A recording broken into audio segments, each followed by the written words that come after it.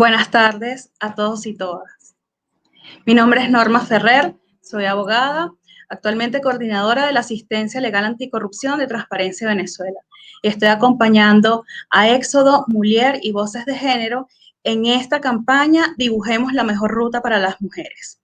Hoy vamos a hablar sobre trata de personas y movilidad humana y para ello tenemos a Carolina Rudny Vizcarra, cofundadora y directora ejecutiva de la Fundación Libera contra la Trata de Personas, abogada de la Universidad de Concepción, máster en Política Criminal de London School of Economics y becaria Fulbright Hubert H. Humphrey de la American University, con especialización en trata de personas, corrupción y derecho internacional de los derechos humanos.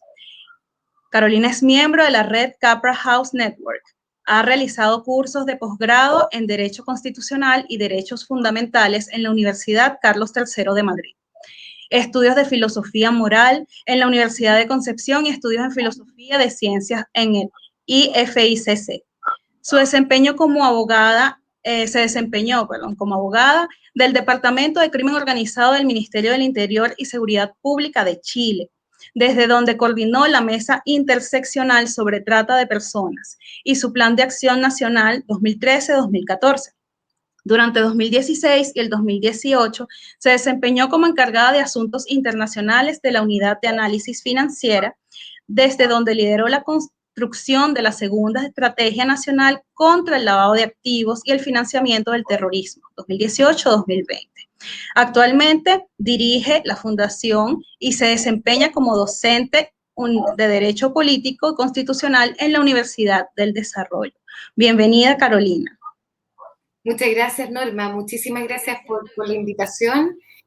Para nosotras es un honor poder participar en el proyecto de la mejor ruta y así que muy contenta con este esfuerzo extraordinario de mis colegas en Éxodo Venezuela y también súper contenta de poder conversar contigo, Norma.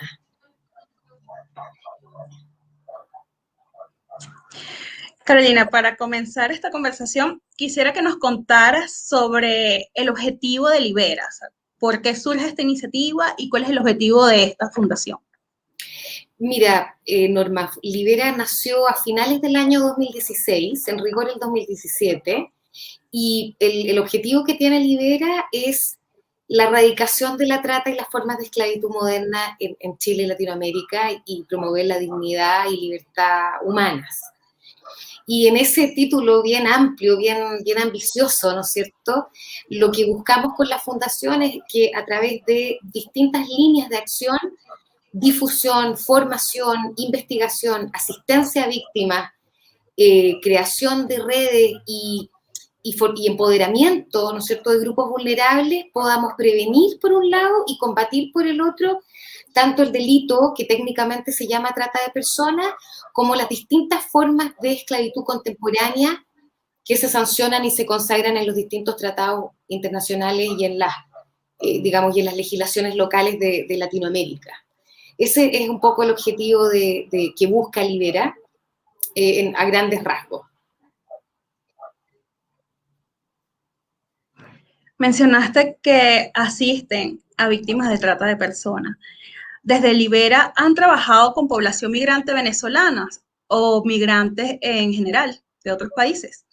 Mira, exactamente, Norma. Es bien interesante porque el foco de la fundación es el foco de la prevención de la trata de personas y hay que partir de la base de que cualquiera puede ser víctima de ese delito, sea nacional como sea extranjero. ¿Qué te dicen las tendencias internacionales y qué te dicen las propias cifras?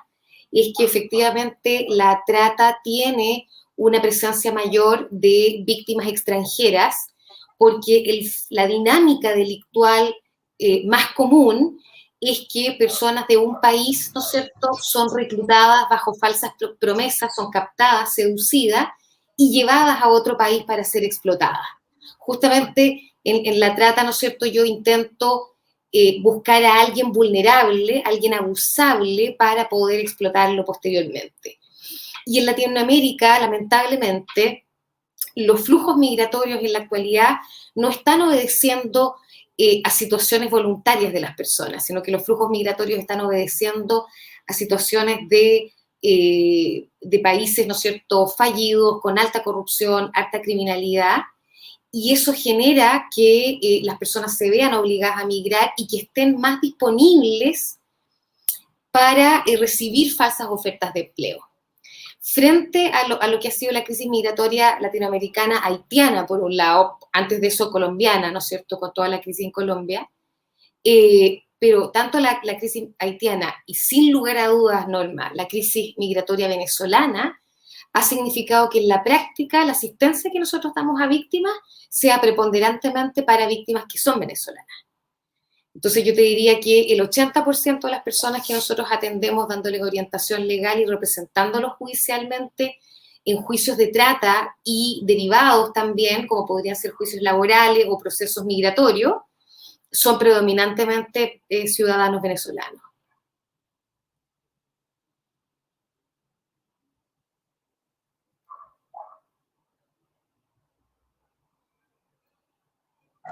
Y en esa atención que ustedes han tenido, ¿puedes contarnos un poco más de la experiencia de Lidera? ¿Cuáles han sido esos casos que han tratado, donde han asesorado y han acompañado a estas víctimas?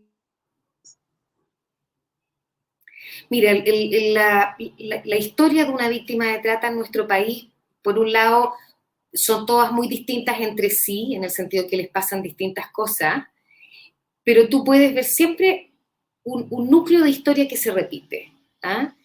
Y lo que ocurre en mi país es que, bueno, en primer lugar, ¿no es cierto?, hemos sido uno de los destinos principales para los flujos migratorios forzados dentro de la región.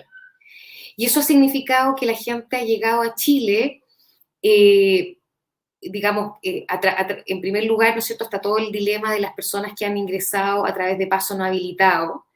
Y sin lugar a dudas, cuando tú ingresas a un país y no estás regular migratoriamente, tú eres susceptible de que no solamente te engañen, sino que derechamente te ofrezcan puestos de trabajo o formas de subsistencia que son de carácter explotador. ¿Y por qué? Porque si tú estás en condición migratoria irregular, tú estás en una condición de potencial deportación.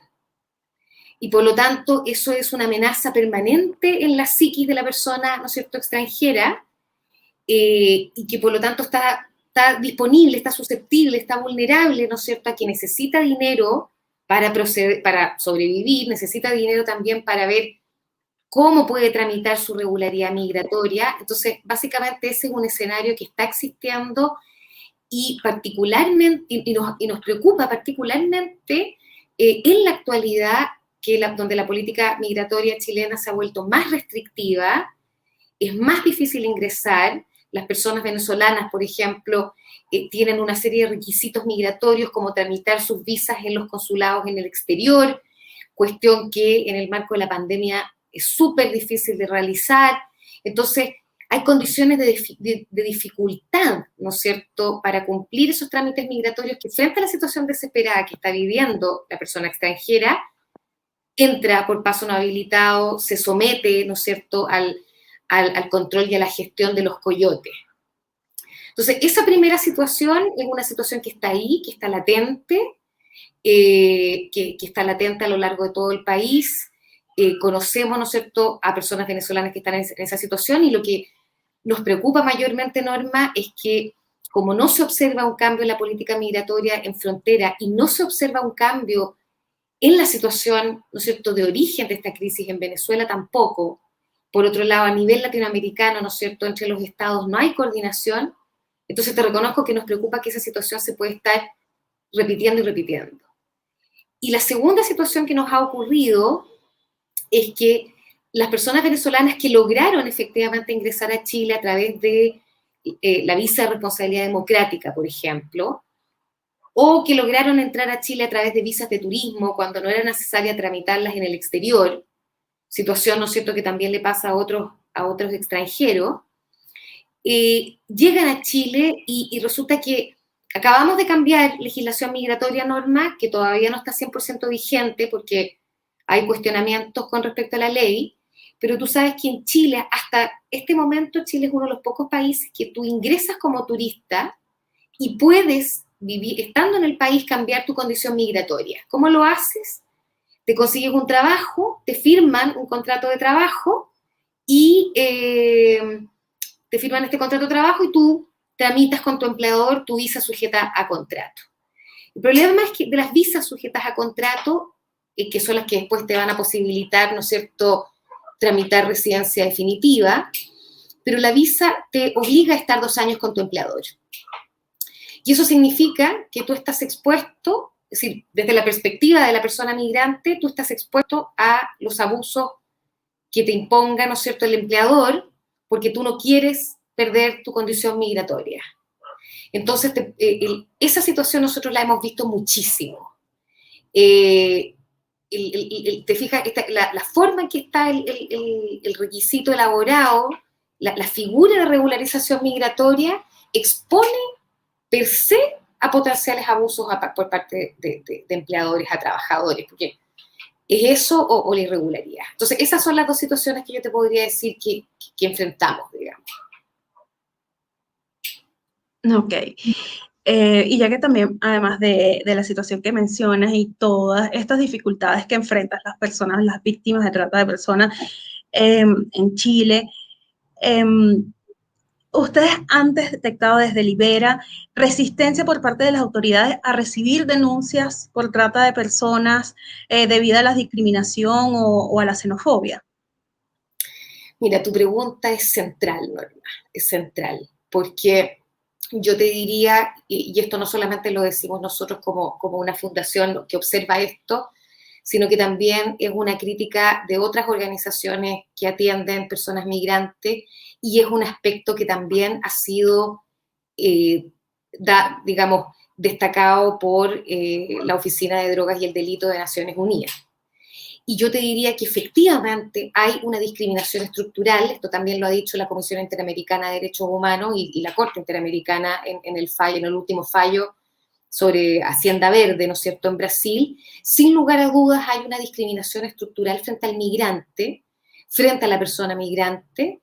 La persona migrante no solamente, ¿no es cierto?, hay una dimensión xenófoba de rechazo al extranjero, que por otro lado, ¿no es cierto?, a nivel de discursos políticos ha sido estigmatizado. Tú sabes que las personas migrantes son utilizadas como chivos expiatorios en las políticas, digamos, migratorias de los países.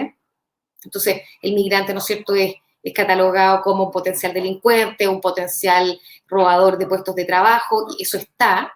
Y efectivamente tú observas que eso se repite también en la recepción que puedan tener los funcionarios públicos. Entonces, ¿qué hemos observado nosotros cuando nos llegan las víctimas?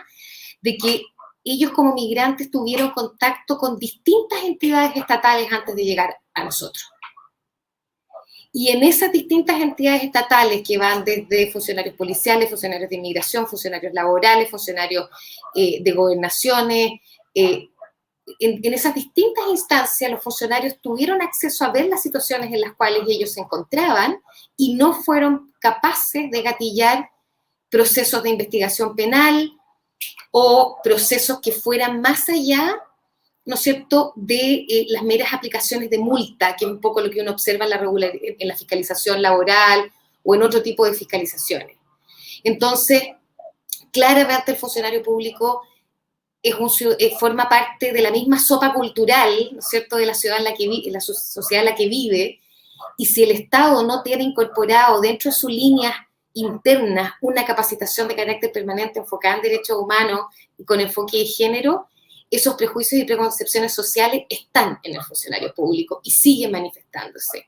Y yo te diría, Norma, que uno de los aspectos, y esto lo hemos conversado con otras ONGs de las que formamos parte, otras y otras, que yo te diría que frente a los dos grandes deberes de derechos humanos que tienen los estados con las personas y con las víctimas de trata, que son por un lado el deber de respetar, ¿no es cierto?, que implica que el Estado no violente directamente, y el deber de garantía, es decir, asegurarme de que estoy generando las condiciones que permiten que esa persona, ¿no es cierto?, viva los derechos. Lo que tenemos en mi país y en todos los países es unas fallas y unas inobservancias al deber de garantía que te dejan estupefacta, por decir una palabra literaria.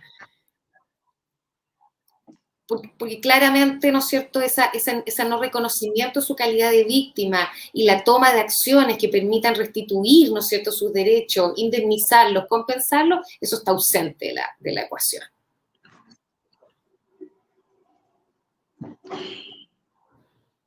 Y además de esta discriminación que dices que, bueno, existe tanto en Chile como en otros países también, ¿no? Porque es esa resistencia al migrante, es esa resistencia a lo desconocido, a lo nuevo, a lo que no es nuestro, lo que no identificamos como parte de mi cultura, o que estas personas vienen a quitarme el trabajo, como tú muy bien dices, o a la criminalización de estas personas.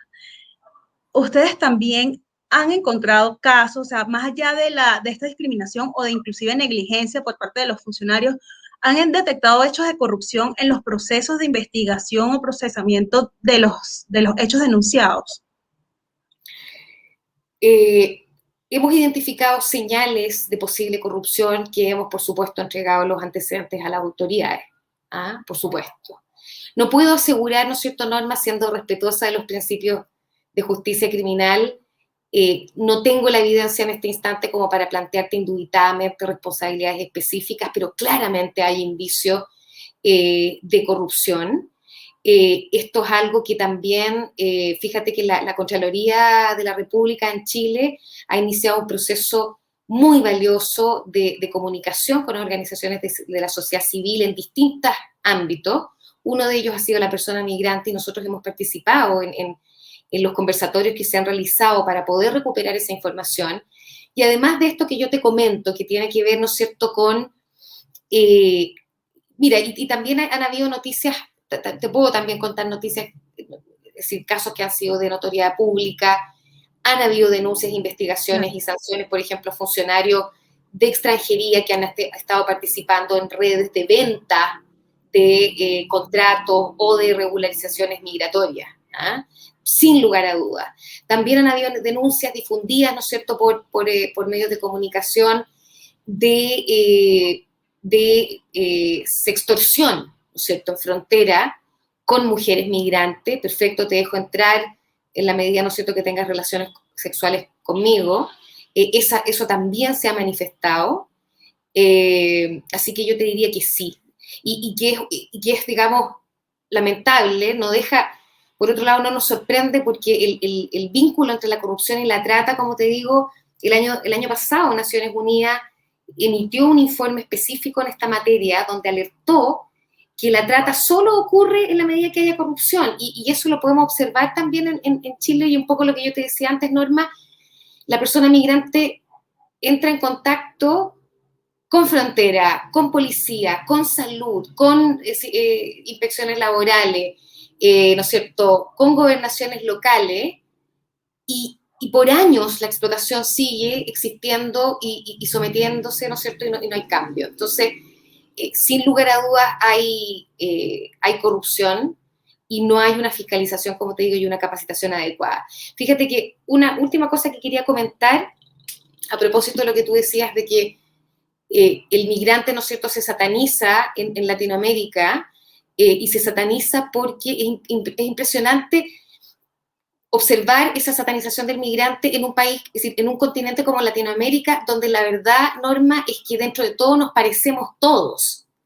Es decir, por supuesto que los países tienen élites, ¿no es cierto?, más blancas o más europeas, ¿ah?, que provienen de nuestros colonizadores, pero somos un pueblo mestizo, un pueblo de múltiples colores, un pueblo vinculado a la tierra, un pueblo también con tradiciones ancestrales y en su mezcla con la evangelización, también, ¿no es cierto?, redes comunes, historias comunes, nos entendemos. A mí me encanta pensar que Latinoamérica tiene una característica, independientemente que, por ejemplo, en el sur, ¿no es cierto?, los chilenos podamos ser más formales o más serios, y Venezuela, Colombia, más felices, tenemos, ¿no es cierto?, hay un común denominador de goce frente a la vida, de alegría frente a la vida, y este apelar al extranjero, al migrante, por parte de cada uno de los países, es como una especie de reconocimiento que no estoy obligado a tratar como igual a otro que tiene una categoría, ¿no es cierto?, súper artificial de que es de un país. Cuando tú ves una identidad común subyacente, entonces esto de andar creando estos muros, la verdad es que es realmente lamentable.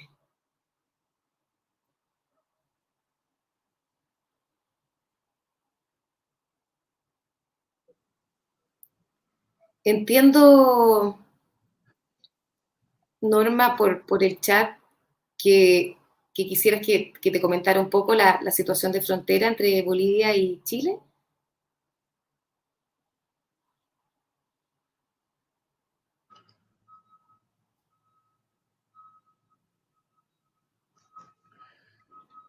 Mira, bueno, la situación que está ocurriendo, la crisis migratoria entre Bolivia y Chile es una situación humanitaria gravísima.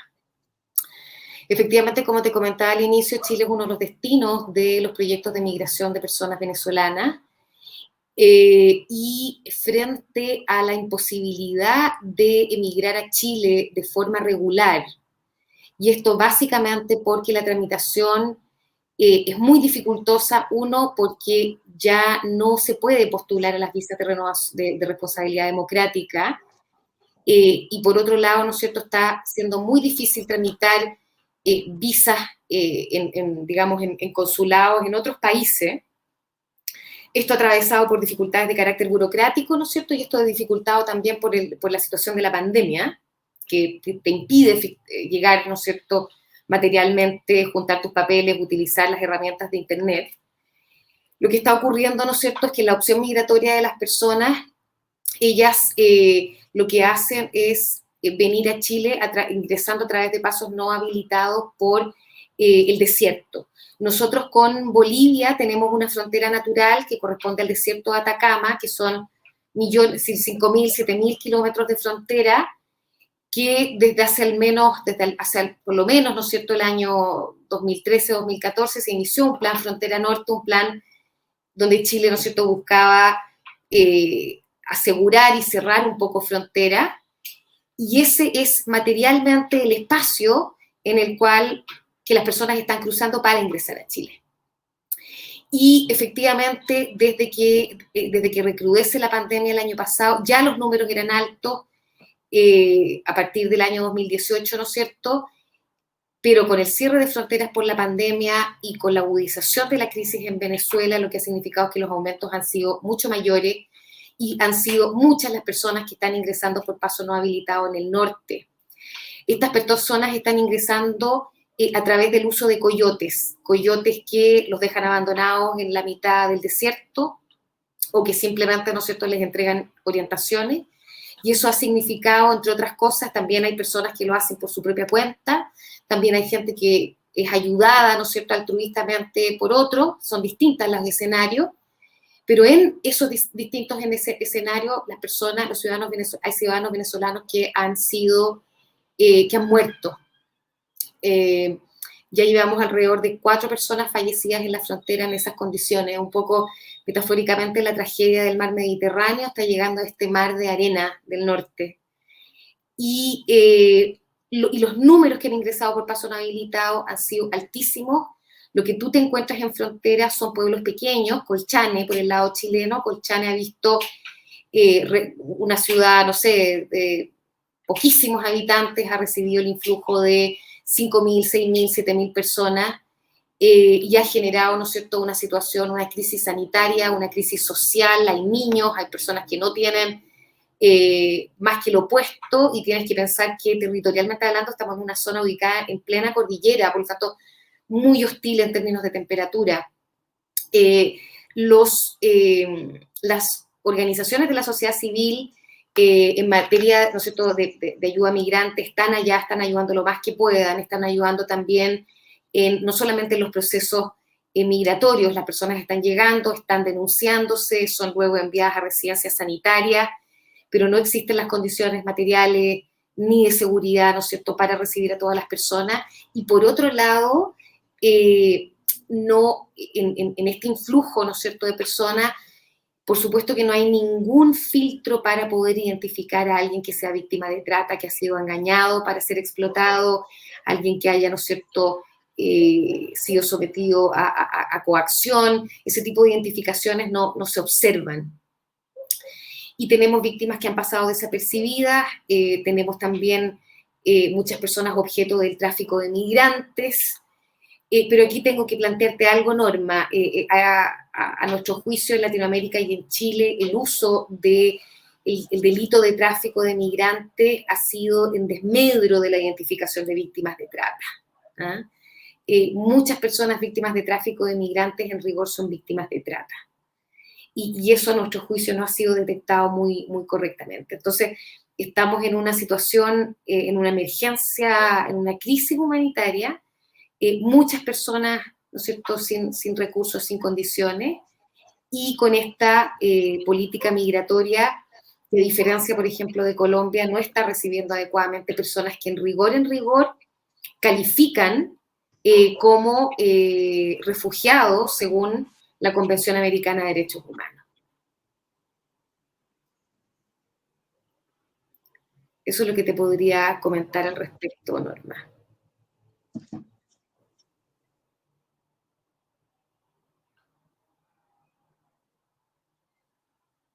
Okay. Muchísimas gracias, Carolina. Mi compañera tiene problemas en su conexión, pero seguimos. Carolina, ¿puedes contarnos esta experiencia, lo que está pasando con la población venezolana? Ya nos lo ha aclarado y cómo ha impactado en Chile. Pero ¿cuál es la situación? ¿Se trata de personas o ese caso que a ti te ha llamado a tu atención y que ha meritado y que tú le hayas brindado apoyo a través de tu organización? Mira, han sido varios los casos que nos han impresionado. Dentro de la perspectiva de lo que vemos con respecto a las personas, a los ciudadanos venezolanos, en primer lugar, lo que nos ha sorprendido es observar que en Chile se están dando las dinámicas de trata que uno leía, ¿no es cierto?, como algo que ocurría en otras latitudes. ¿Ah? Impresiona que la trata esté ocurriendo como ocurre en los campos de tomates de Florida en Estados Unidos, donde tienes montones de personas migrantes sujetas a amenazas, a violencia, con retención de salario. Y en ese sentido, Reina, ha sido impactante cómo mis conciudadanos chilenos, frente a alguien que no tiene la posibilidad de alegar por sus derechos, porque el sistema, ¿no es cierto?, estatal lo ve como una persona ilegal y tiene puestos filtros, ¿no es cierto?, estigmatizadores, como si fuera una persona delincuente, no, digamos, no son escuchados. Entonces, hay una parte muy impresionante de observar que los tipos de explotación soterrada que están de base en las industrias más importantes de una economía, agricultura, construcción, servicios, que eso ocurra en mi país. Y como te digo, que son personas venezolanas y lo interesante no solamente es que además con un amplio background, ¿no es cierto?, personal, personas venezolanas vulnerables que venían, ¿no es cierto?, con situaciones socioeconómicas precarias, y también personas venezolanas profesionales que tenían, ¿no es cierto?, estudios universitarios, y que ambos son sometidos aprovechándose de que no pueden ofrecer resistencia, y que ocurra, ¿no es cierto?, en estas industrias. Y lo otro, que nos salimos un poco de la migración latinoamericana, pero creo que es importante comentarlo, Reina, y que también tiene que ver con esto de impresionarnos, con cómo las dinámicas que están en todos los informes internacionales de Asia, de África, de Europa, están ocurriendo en Latinoamérica, tiene que ver con la explotación de migrantes asiáticos. Los migrantes asiáticos, ¿no es cierto? Tú sabes que en Asia la trata con fines de servidumbre doméstica, a través de la generación de esquemas de servidumbre por deudas, es altísima, y eso está ocurriendo en mi país y no se está viendo. Entonces, en fiscalizaciones laborales están encontrando a personas extranjeras chinas, tailandesas, vietnamitas, en condiciones absolutamente denigrantes y abusivas y no son capaces de identificarlo como casos de trata con fines de trabajo forzado y servidumbre doméstica. No son capaces de identificar los esquemas de servidumbre por deuda, no son capaces de darse cuenta, ¿no es cierto?, que hay envíos de dinero que tienen que ver con estar pagando deudas, y eso lo único que te demuestra, Reina, es la poca formación que tienen los funcionarios de nuestros sistemas de justicia criminal, que deberían ser los primeros obligados a leer los informes internacionales para ver cómo diablos, ¿no es cierto?, operan estos fenómenos, porque estos son fenómenos sociales, ¿no es cierto? No son actos realizados por extraterrestres, son fenómenos sociales, dinámicas sociales y culturales que tienen la característica de ser delito. ¿Te fijas? Y eso, y la verdad es que los casos de víctimas asiáticas yo te diría que han sido los más impactantes porque el nivel de abuso llega, digamos, a ser propio de esclavitud. Y mira, y también te puedo nombrar casos donde empleadores han dejado prácticamente botados por meses sin sueldo a sus trabajadores y uno ahí se da cuenta, lo sientes, lo ves y lo sientes en carne propia, lo que significa ejercitar, ¿no es cierto?, los poderes del dominio sobre un ser humano, tratarlo como una cosa, digamos. ¿Ah? Muy, muy bien, compañera. Carolina, ¿qué recomiendas a los estados para atender mejor a las mujeres y a toda persona en situación de trata, en lo que respecta a la prevención y el procesamiento de este delito? ¿Qué recomiendas? Wow, son hartas. Sí, es una tremenda pregunta, pero mira, si estuviera en mis manos, ¿ah? Yo te voy a nombrar lo que creemos que debería hacerse en dos planos, digamos. ¿Ah? Por un lado, ¿no es cierto?, lo primero es que tenemos que lograr que las leyes se cumplan, ¿no es cierto? Porque las definiciones, los procesos, las causales, los protocolos, cómo se hace, eso está, eso está. Entonces, ¿qué necesitamos? ¿No es cierto? La gran pregunta, ¿cómo pasamos de la teoría a la práctica? Y sin lugar a dudas, Reina, los países debieran proceder a programas de formación de sus sistemas de justicia criminal transversales, radicales, transformadores. ¿Ah? Y en esos procesos de formación, lo que yo me imagino es una política pública que fuera colaborativa entre América Latina y que permitiera que los equipos de trabajo de los distintos niveles de operatividad del sistema de justicia criminal se conocieran y se formaran conjuntamente para que fueran creando esas redes que permitirían hacer, ¿no es cierto?, las normas carne. Ahora, necesitamos, ¿no es cierto?, transformar la mente de los funcionarios públicos de forma tal que el enfoque de género sea una creencia. Necesitamos funcionarios públicos que crean en la igualdad de género, que compartan la igualdad de género, que compartan el respeto a los derechos humanos, y eso significa procesos de formación que puedan eliminar estereotipos y prejuicios en el funcionario público. Tenemos que volver a recobrar la noción de que el funcionario público es siempre un juez, y por lo tanto necesitamos, ¿no es cierto?, que cambiarle la cabeza. Y en segundo lugar, sin lugar a dudas, a nivel latinoamericano necesitamos que los países puedan unirse en pos de un programa local que pudiera replicar la experiencia colombiana. Necesitamos regularizar. Es bueno para los países regularizar, no cerrar fronteras, eso es pésimo. Todas las políticas restrictivas dan malos resultados. Miren lo que ocurrió con la droga, miren lo que ocurrió con el alcohol. Lo que hizo Colombia es absolutamente acertado. Está logrando una población de habitantes que va a contribuir a su desarrollo, no al revés.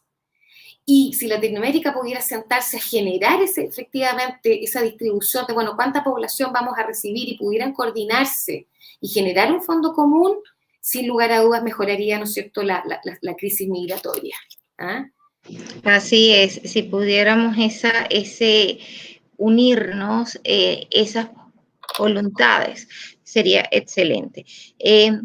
Carolina, finalmente, para concluir, ¿podrías darles a todas las mujeres que se encuentran en movilidad un mensaje para prevenir los riesgos de corrupción como extorsión y la trata de personas en su ruta y en el país de destino a donde llegan? Es una gran pregunta, Reina. ¿Qué puedo recomendar? No estar sola, juntarse con otras mujeres, buscar redes, siempre buscar redes. En el lugar donde voy, a lo largo digamos, de mi ruta, hay iglesias, hay centros comunitarios, hay organizaciones de mujeres, las mujeres se están organizando a lo largo de toda Latinoamérica, ONGs pequeñas y grandes. Siempre busquen, ¿no es cierto?, una red, siempre, y nuestras propias organizaciones disponibles en las redes sociales, la red, siempre la red. Tener mucho, mucho cuidado con ofertas de empleo por redes sociales. La red social está siendo la fórmula número 1 para poder captar y seducir, ¿no es cierto?, con falsas ofertas a mujeres. Tener mucho cuidado con eso, averiguar un poco más, ¿no es cierto?, no quedarse con esta primera oferta, independientemente que la oferta sea el sueño que siempre he tenido. Lamentablemente, las decisiones que hemos tomado como civilización humana han hecho que el ser humano está perdido en este minuto. No todos los seres humanos, ¿no es cierto?, están actuando virtuosamente, justamente, respetuosamente, y por eso tenemos que tener cuidado. Entonces, ofertas online, mucho, mucho cuidado, investigarlas. ¿Qué otros aspectos? Bueno, siempre es fácil, ¿no es cierto?, pedir ser valiente, pero solamente recordarles, ustedes son mujeres valiosas, ustedes tienen derechos, tienen los derechos humanos que están en la Convención Americana de los Derechos Humanos. Se tienen derechos humanos porque se es humano, no porque se pertenezca a ningún país de Latinoamérica, y eso lo dice la propia Convención. Y como seres valiosas, ¿no es cierto?, titulares de derechos humanos universales, tienen todo el derecho y el merecimiento de decir que no a una situación de abuso. Las mujeres a lo largo de Latinoamérica nos estamos organizando, estamos generando las redes, por lo tanto, contáctense con nosotras y fuerza y aliento, porque vamos a salir de esta. Vamos a salir de esta a través de la generación de estas redes, a través de decir en voz alta lo que está pasando, el abuso y la inconsciencia, ¿no es cierto? La inconsciencia, la irresponsabilidad, la maldad también, lamentablemente, tenemos que sacarla fuera para sanar, para mejorar, para sacar las manzanas podridas y para darle valor a todos los operadores de justicia que sí están haciendo el trabajo, pero que no están teniendo, ¿no es cierto?, suficiente eco. Muchísimas gracias, Carolina, por aceptar esta invitación. Muchísimas gracias por compartirnos tu experiencia en una organización en Chile. Muchísimas gracias. Y ya se conectó mi compañera Norma después de las fallas en su conexión. Y quisiera que se despidiera, Norma. Gracias, Carolina, por tu valiosa intervención, por tu punto de vista y todas las recomendaciones que las mujeres migrantes. Norma, Reina, un placer y un honor haber estado acá con ustedes. Muchísimas gracias a ustedes por la entrevista. Muchísimas gracias a ustedes por habernos dado el espacio para poder hablar de esto. Así que la más agradecida soy yo y el equipo de Libera. Así que muchas gracias. Muchísimas gracias y mañana seguimos con otro episodio sobre los riesgos en la ruta con nuestra compañera Verónica Mesa. Y Carolina, este es tu espacio, está abierto y seguimos en esta ruta acompañándonos, dibujando la mejor ruta para todas las mujeres en movilidad. Muchísimas gracias.